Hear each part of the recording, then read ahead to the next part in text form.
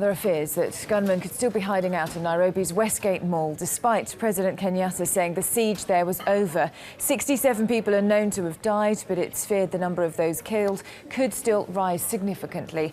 Sky's Colin Brazier is in Nairobi for us this morning. Good morning to you, Colin. And we know there have been further explosions this morning, despite the authorities saying that this is over. So what's happening there now?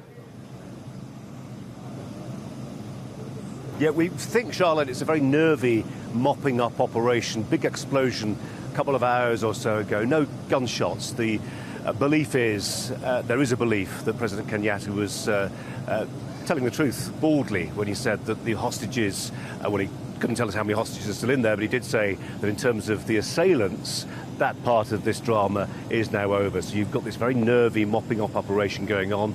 He said that the attackers were either in custody or they were dead. And now what you've got is a gigantic crime scene.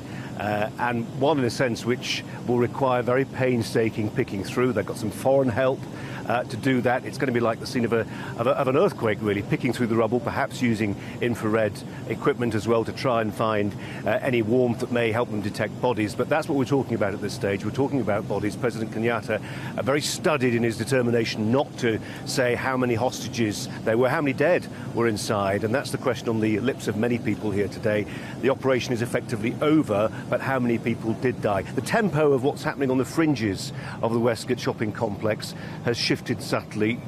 There's a slightly more dilatory atmosphere right now. The soldiers who still fringe the perimeter of the Westgate complex are there. They're still armed, as I say, as you say, Charlotte. There was an explosion, a bit loud explosion, a couple of hours or so ago. But you're looking at a crime scene. You're looking at potentially more booby-trap devices inside there. And in particular, we're looking at getting some answers now.